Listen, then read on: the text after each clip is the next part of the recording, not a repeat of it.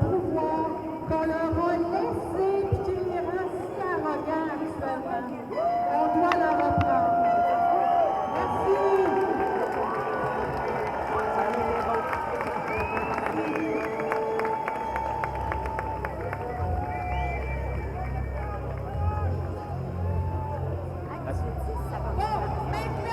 On va se déplacer ailleurs, sûrement.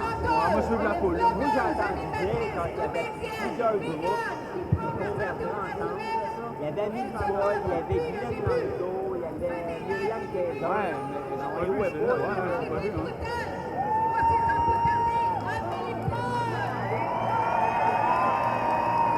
Je vais me rapprocher pour filmer. C'est ça.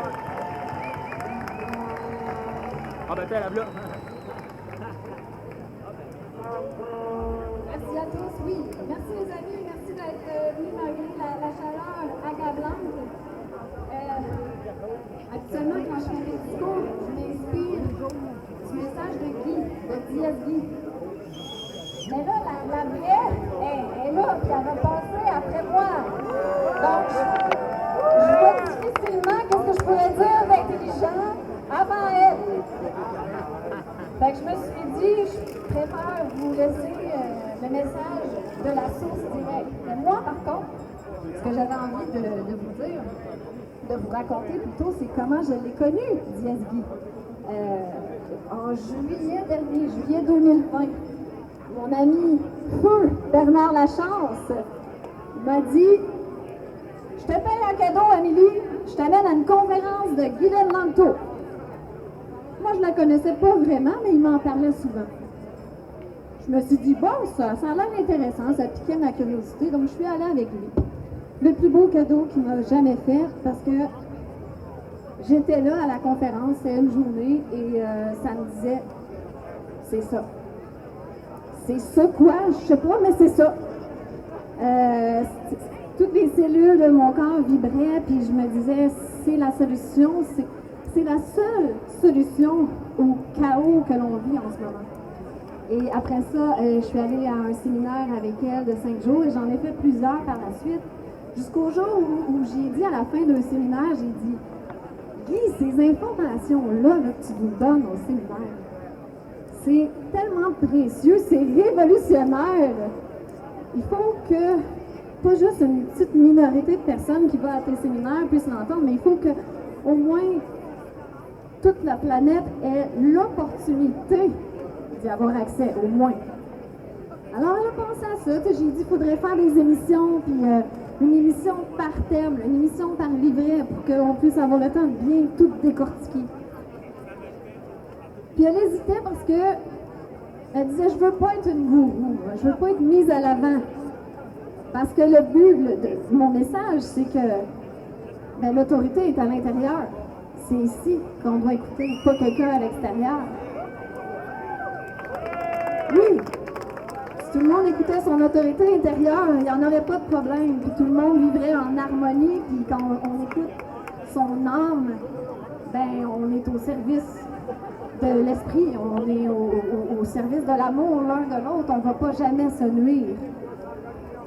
Et bien finalement, j'ai dit, non, on ne sera pas une gourou, là, arrête. Là. Je savais bien que tout le monde triperait dessus, mais en tout cas. Mais finalement, en même temps, on lui a fait comprendre, moi et Myriam d'ailleurs, qui va parler juste après moi, Myriam Kayser, que les gens ont besoin pas d'un gourou, mais de leaders, de gens qu'on peut admirer, mais des exemples en fait, de voir que oui, ça se fait de s'émanciper, de sortir du système. Oui, on peut devenir souverain, oui, on peut être à l'écoute de l'autorité intérieure en tout temps, sans attendre de résultats. Alors, on a fait les capsules et puis même s'il y a eu beaucoup d'obstacles en chemin, je pense que ça a été un bon succès. J'en suis très, très fière. Merci.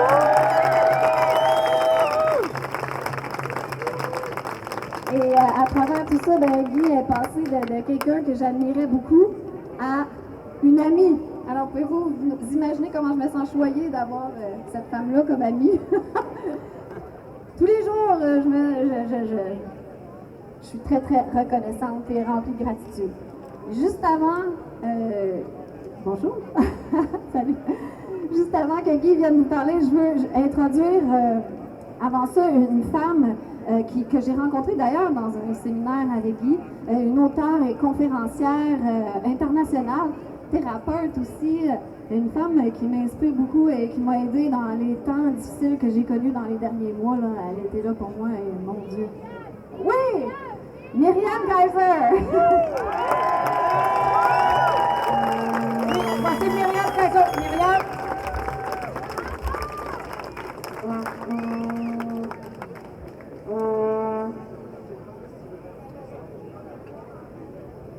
Bonjour!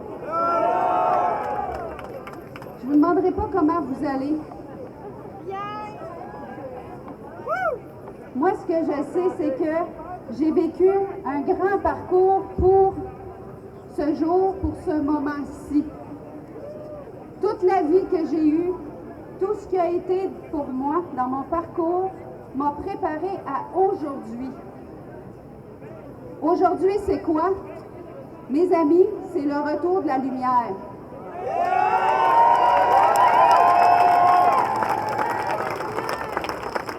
Et la lumière, c'est quoi? C'est voir clair. Mais voir clair, mes amis, ça commence à l'intérieur de soi. Et je sais que vous allez dire, bon, Myriam, elle fait partie des spirituels, il y en a d'autres qui vont les appeler les spiritueux. Mais je vais vous dire quelque chose de mon expérience. Et là, je vous parle d'une expérience. Quand on quitte un monde connu pour un monde inconnu, il y a une seule façon de réussir ça. Et réussir ça, c'est de savoir qui on est. Et ça, là, c'est pas spirituel. Oui, c'est spirituel. Mais c'est politique, c'est fondamental. Et se souvenir de qui on est, c'est l'autorité qu'on a chacun à l'intérieur de nous.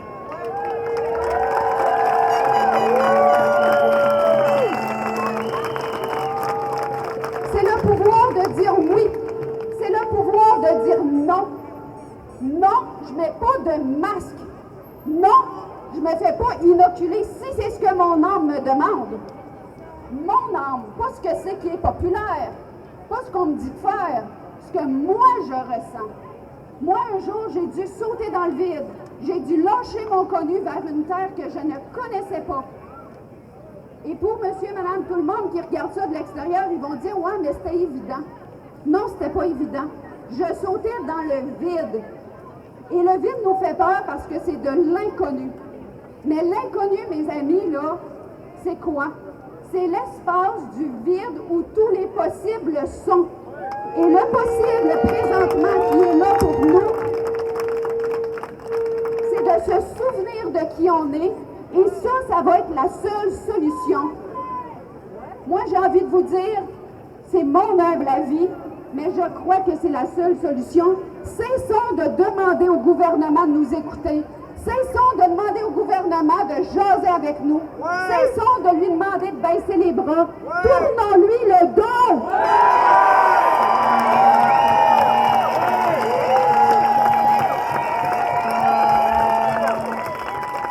Mes amis ont dit l'union fait la force. Ça, c'est la devise de la Belgique et je suis belge. Mais je vais vous dire, il y a une erreur. C'est la force intérieure qui crée l'union, qui, elle, crée une immense force. Si chaque individu se considère insignifiant, si chaque individu considère qu'il doit prendre l'autorité extérieure, qu'il doit attendre que quelqu'un lui dise quoi faire, qu'il doit plier les chines, on se garde dans une énergie de peur qui est révolue.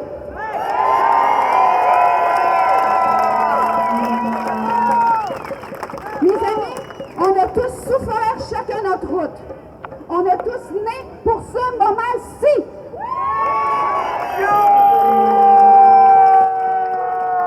Nous sommes nés pour virer ce monde-là à l'envers, puis ils sont en train de nous aider à le faire.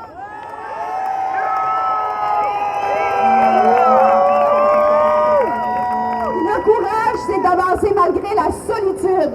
Moi, je connais ici des gens qui sont très inspirants, qui ont été roulés en boule chez eux tout seuls avec eux-mêmes. Quand ils rentrent le soir, ils sont tout seuls avec eux-mêmes, mais ils se remettent les yeux en face des trous, ils écoutent qu'est-ce que c'est que leur âme leur dit, et ils sont là pour faire ce que c'est qu'on leur âme leur demande, pas ce que les autres leur disent. Moi, demain matin, je ne porte plus de masque. Demain matin, je ne rentre pas, même si on nous dit de rentrer. Moi, je ne fais pas de passe parce que mon âme me dit non. Moi, je n'irai pas en dedans le soir à 9 h si je décide que non. Et moi, je vais continuer à voir mes frères et sœurs et à aimer mes semblables comme je m'aime moi-même.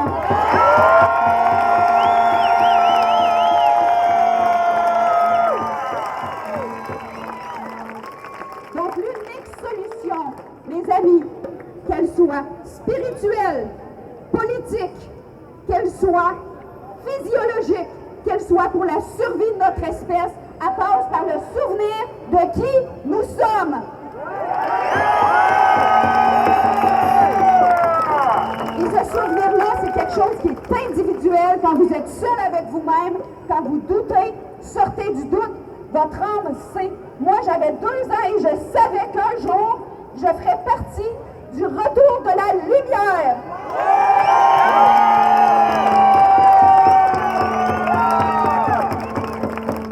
Quand vous allez oublier, quand vous allez chercher des solutions, dites-vous qu'il n'y en a qu'une seule.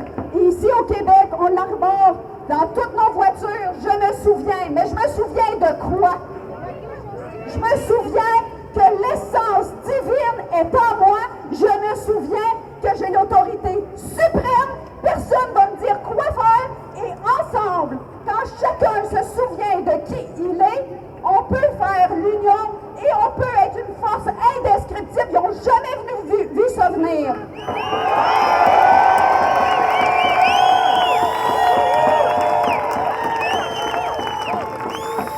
On fait pas ça pour un, on fait pas ça pour leur montrer quoi que ce soit. On fait ça parce que nous sommes le retour de la lumière.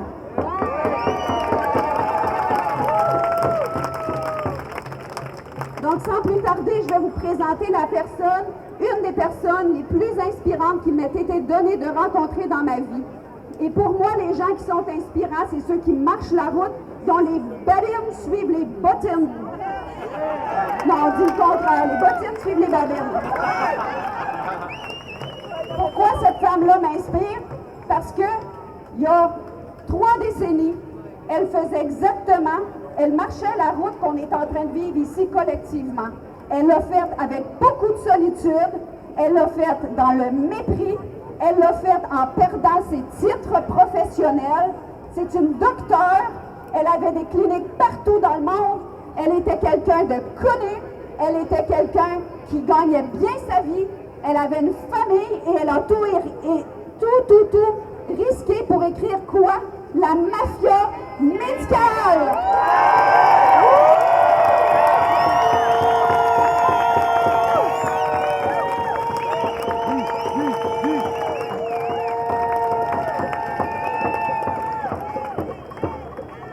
Les exemples qu'on a ne sont pas pour les suivre, sont pour les être. Cette personne-là nous demande d'être ce qu'elle partage. C'est une des femmes les plus actives au Québec. En 1981, elle a créé le premier bottin des femmes professionnelles et commerçantes parce qu'elle s'est rendue compte que les femmes, au niveau professionnel, étaient invisibles. Et on l'a tassé de cette organisation-là. Vous allez aller voir sur Internet, jamais vous allez voir son visage, ou très peu. Et pourtant, c'est devenu maintenant le réseau des femmes d'affaires du Québec. C'est gigantesque. Elle l'avait financé de ses poches parce qu'elle y croyait. Et déjà à l'époque, elle disait, le vrai pouvoir n'est pas à l'extérieur, il est en soi. Mesdames et messieurs, accueillez chaleureusement mon amie Guylaine Lanto DSD.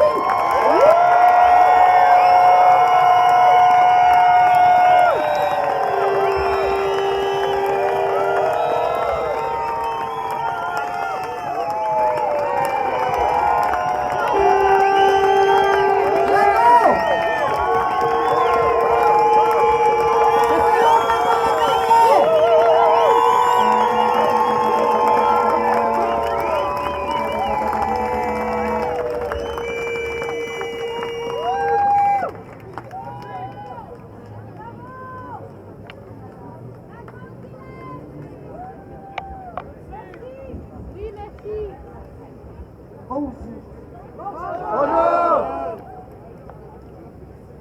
C'est une grande joie d'être ici aujourd'hui, bien que un peu déstabilisant, je vous l'avoue. Le moment est venu. Le moment est venu de faire autrement. Le moment est venu de prendre conscience, d'aller à la source du problème de ce que nous vivons depuis des milliers d'années, où une petite clique minoritaire domine et exploite la majorité. Il est temps d'aller questionner la source même du problème. Alors, il y a ce qu'on fait toujours. On remet en question les personnes qui dominent. On les traite de psychopathes. Plus près? OK, merci. On les traite de psychopathes. Et comment appelons-nous? Donc, les gens qui confient leur éducation, leur santé, leur argent, l'avenir du pays à des psychopathes, on les appelle comment? Des psychopathes de psychopathes. Alors, on va arrêter de s'occuper d'eux et on va s'occuper de nous.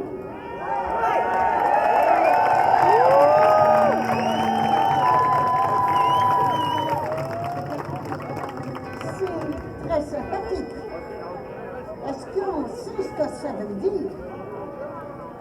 Ça veut dire que c'est la fin de notre façon de fonctionner. Nous nous prenons encore pour des esclaves. Nous sommes encore dans un comportement d'esclaves vis-à-vis des maîtres. Des esclaves qui demandent encore aux maîtres d'être bons pour nous, de faire marche arrière, d'arrêter ces mauvais coups. Est-ce que nous allons continuer de rester dans l'esclavage? C'est ça la question. Alors je vais la poser différemment. Sommes-nous prêts à devenir qui nous sommes réellement?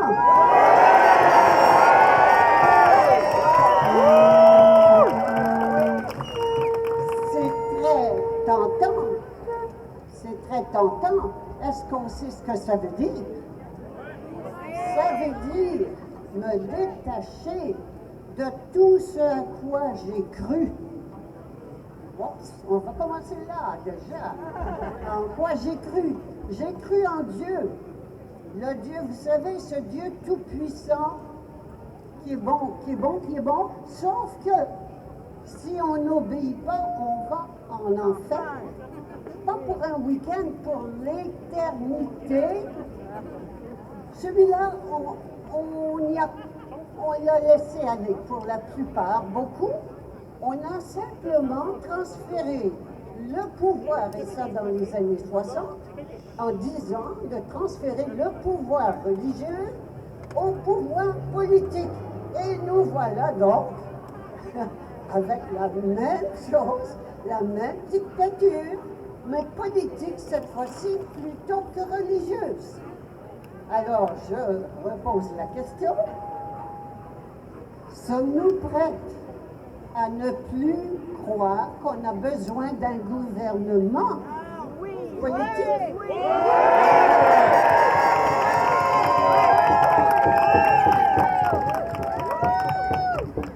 Oui. Est-ce qu'on sait ce que ça veut dire? Ça veut dire que c'est important. Peut-être trop loin, trop. Ça veut dire qu'il est important de savoir qu'il y a un contrat. Nous sommes en contrat avec l'État.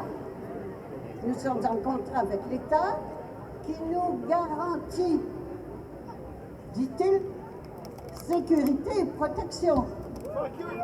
Et d'un autre côté, nous obéissons, nous avons des devoirs et des obligations, comme les moutons. Celui de se faire tondre et de se faire tondre et de se faire conduire à l'abattoir gentiment quand on n'a plus rien à produire. Est-ce que nous sommes prêts à laisser aller les droits? J'ai entendu parler tout à l'heure de droits. Ça n'existe pas. Quand je me souviens de qui je suis, j'ai tous les droits. Alors, est-ce que je suis prête à laisser aller ce mensonge, cette utopie, cette illusion de sécurité et de protection? Oh, ça répond moins fort.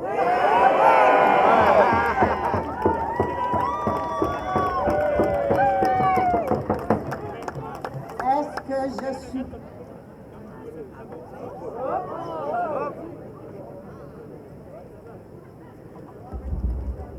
Merci.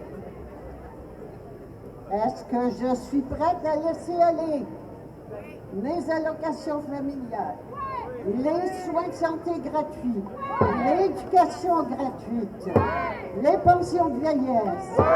Ouais!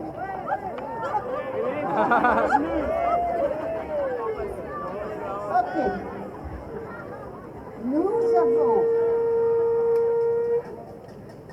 Nous avons en ce moment, ça vient d'arriver sur le tapis, surprise, une nouvelle élection.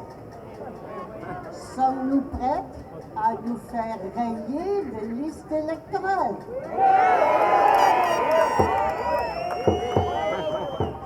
C'est un engagement avec moi-même. Est-ce que je veux continuer à rester l'esclave d'un gouvernement? Non! Eh bien, ça veut dire que je ne peux pas aller voter.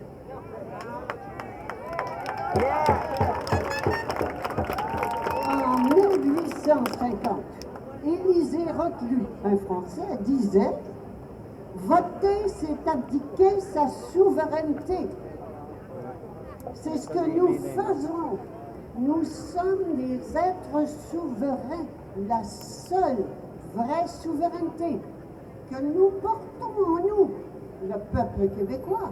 La seule vraie souveraineté n'est pas du Québec, elle est de l'individu.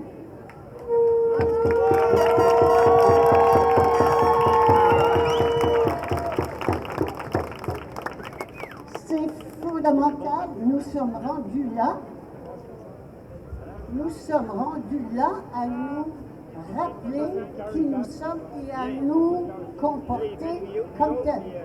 Tant que nous restons des moutons, qu'est-ce que c'est qu'un mouton? Mouton blanc soumis ou mouton noir insoumis? Un mouton, c'est un mouton. Par définition, c'est un animal peureux. Vous lui faites peur et vous faites ce que vous voulez avec. Est-ce qu'on veut rester dans la peur? Qu'est-ce qu'on va faire? On va s'affirmer. Un instant. Un instant. Je répète, le mot souveraineté est galvaudé. On pense que ça veut dire qu'on peut faire ce qu'on veut, comme on veut, quand on veut. Pas du tout. Ça veut dire un transfert de pouvoir de l'ego extérieur, pas le l'ego. C'est quand même intéressant de réaliser que nous avons comme Premier ministre un gars qui s'appelle l'ego. Et c'est le temps que nous quittions notre ego, le gouvernement de notre ego individuel, pour passer au gouvernement intérieur de notre âme.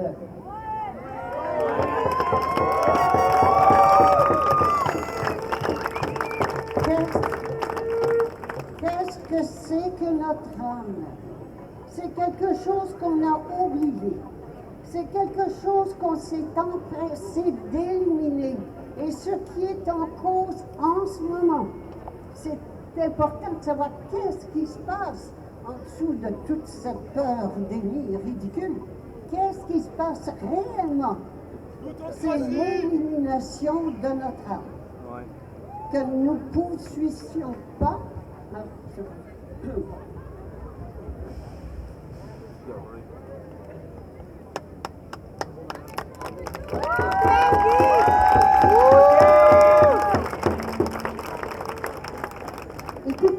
Écoutez-moi bien, parce que c'est cela dont il s'agit.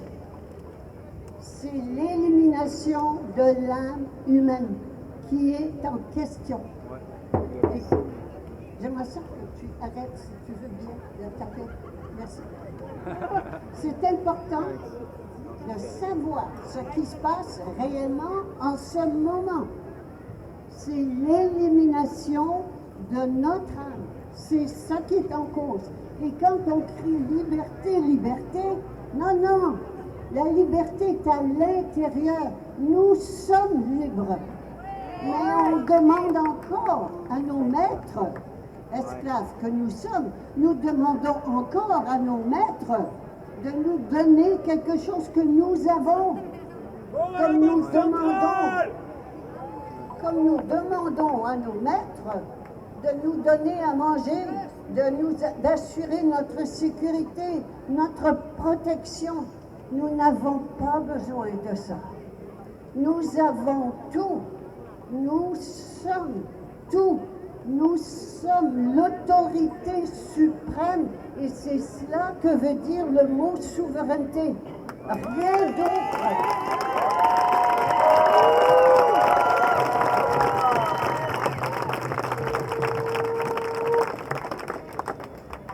Et c'est pour ça que je reviens, il est temps d'aller à la racine de la souffrance de l'humanité, de la division, de la misère, de la guerre. Ça n'est pas nous. Nous sommes des êtres déistiques. L'autorité suprême, c'est ce que nous sommes. Nous sommes toutes puissantes et tout puissants. Et pas à se battre contre les autres. Nous sommes cela. Il suffit donc de se souvenir de qui nous sommes. Et ça veut dire arrêter ce que nous ne sommes pas. C'est-à-dire tout notre comportement de mouton. Et j'ai dit tout à l'heure, j'ai parlé de vote qui est encore là, qui arrive à l'improviste, ce nouveau vote. Et je vois tout le monde s'exciter. Ah, un tel fait un nouveau parti, tel autre, ils ressortent des vieux politiciens crasseux. Ils leur mettent un habit, anti-vaccin. Ah, ça y est, il va nous sauver. Allez, il n'y a personne qui va nous sauver. Plutocratie! C'est fini. C'est fini. C'est ça que ça veut dire le mot souveraineté. Ça veut dire que nous sommes créatrices de tout ce qui nous arrive. Et ce qui nous arrive en ce moment, la peur d'Élie, parce que ça n'est qu'une peur, ce qui nous arrive en ce moment, c'est nous qui le créons. Arrêtons de demander aux autres d'arrêter. C'est notre création. Mais apprenons. Nous sommes le miroir. Le peuple ne peut pas avoir le pouvoir. C'est l'individu qui a le pouvoir. Et on nous a gargarisé avec des mots comme démocratie. Mais c'est pas possible. Le peuple n'a pas le pouvoir. Il n'y a qu'à voir. Dans tous les pays, c'est le peuple qui se fait dominer et exploiter. C'est pas vrai. Ça n'est pas vrai, c'est un mensonge. Il faut arrêter, c'est un blasphème, le mot démocratie. Le mot citoyen, ça veut dire quoi? Ça veut dire esclave. De la Un République! citoyen Ramasseur! d'un pays souverain, c'est pas vrai. C'est tous des mensonges. Il faut arrêter de penser. Je sais qui je suis, je sais d'où je arrêter viens! de penser en esclave. Ça n'est pas vrai. C'est un monde d'illusion. Nous sommes dans une prison mentale depuis des milliers d'années. Une prison mentale où on a bien entretenu notre croyance en des autorités extérieures. La seule autorité, la seule vraie autorité suprême, il n'y en a pas au-dessus, qui s'appelle souveraineté. C'est cela la définition de la souveraineté. La seule vraie autorité souveraine, c'est dans l'âme individuelle de chaque individu.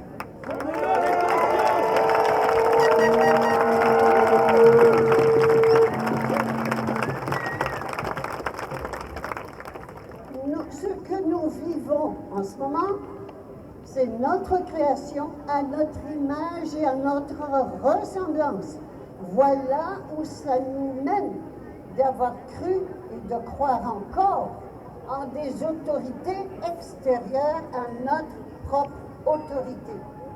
Je répète que notre propre autorité n'est pas de dire « Ah, je peux faire ce que je veux, comme je veux, comme je veux ». Ça, c'est l'autorité de l'ego. Je parle de l'autorité, la vraie, qui est l'autorité de l'âme.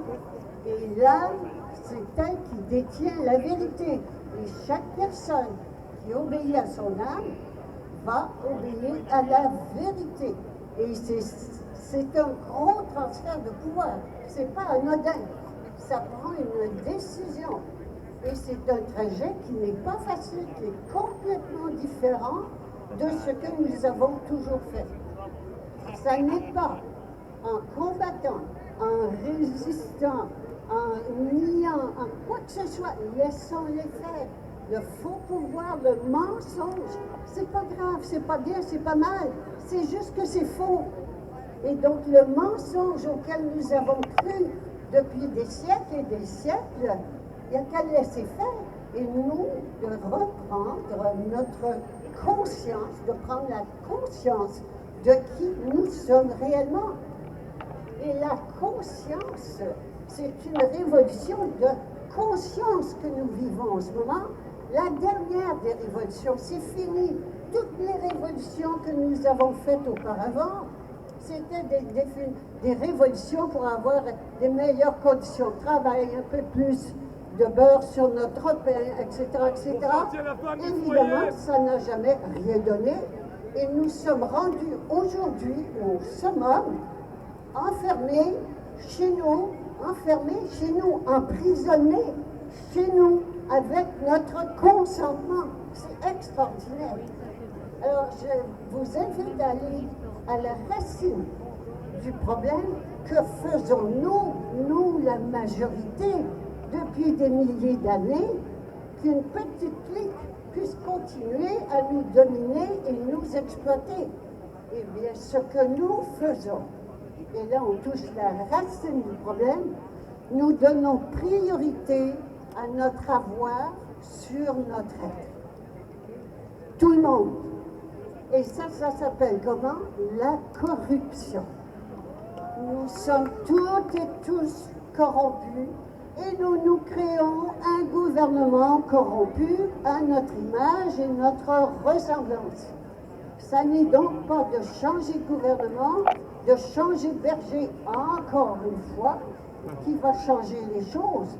C'est nous, en donnant priorité à notre être, c'est-à-dire notre âme, sur notre avoir, qui sont nos biens, nos habitudes, nos attaches, notre maison, notre ceci, notre cela, tout ce à quoi nous tenons, que nous avons construit, aussi bien des pensées, des croyances, des solutions, tout ça à la poubelle. C'est gros.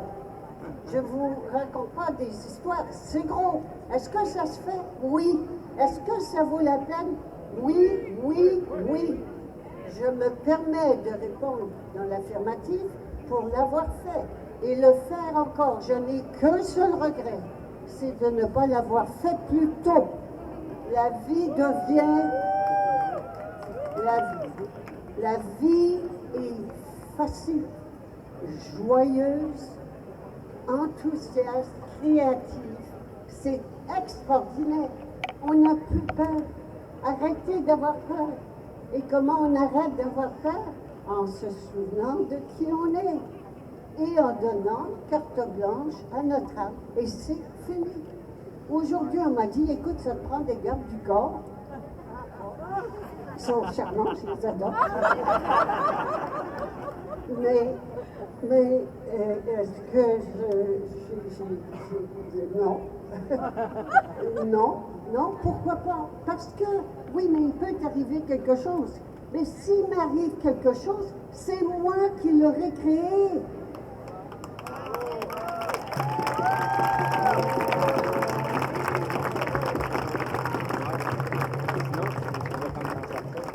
C'est moi qui l'aurai créé, c'est mon âme qui l'aura créé, et ce sera parfait pour mon évolution de conscience.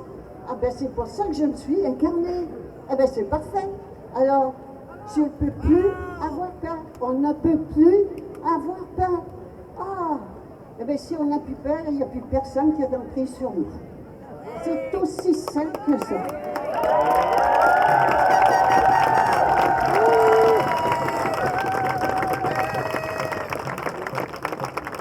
Je vais terminer ici avec ce que nous vivons en ce moment, qui est une, je répète, ça n'a rien à voir, il n'y a pas de microbes, il n'y a pas de virus, tout ça c'est du bon monde, les microbes, les virus, on les aime.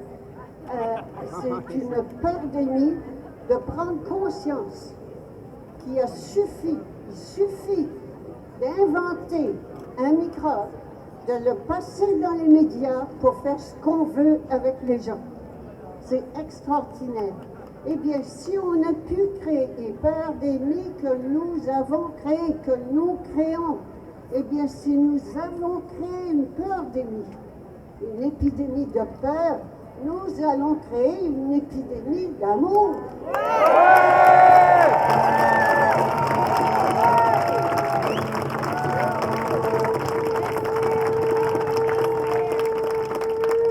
Et où se trouve l'amour? Est-ce qu'on achète ça chez Walmart? Est-ce qu'on trouve ça dans les rues? Est-ce que ça tombe du ciel? Non! Nous sommes amour.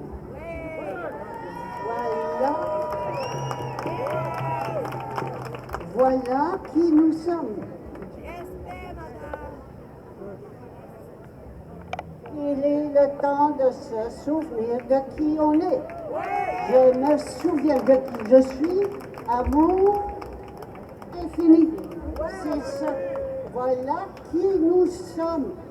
L'amour étant l'ombre, la peur, pardon, étant l'ombre de l'amour, eh bien, plus nous nous souvenons de qui nous sommes et nous nous comportons comme tels, plus l'amour se manifeste. Et voilà, le paradis sur terre est déjà là. C'est pas quelque chose qui va tomber du ciel, c'est déjà là. À nous de le découvrir. Il est recouvert d'un mensonge millénaire de qui nous sommes. Nous avons oublié qui nous sommes. Eh bien, la réponse est toute simple. Souvenons-nous de qui nous sommes. Amour infini. Je vous embrasse. Je vous remercie.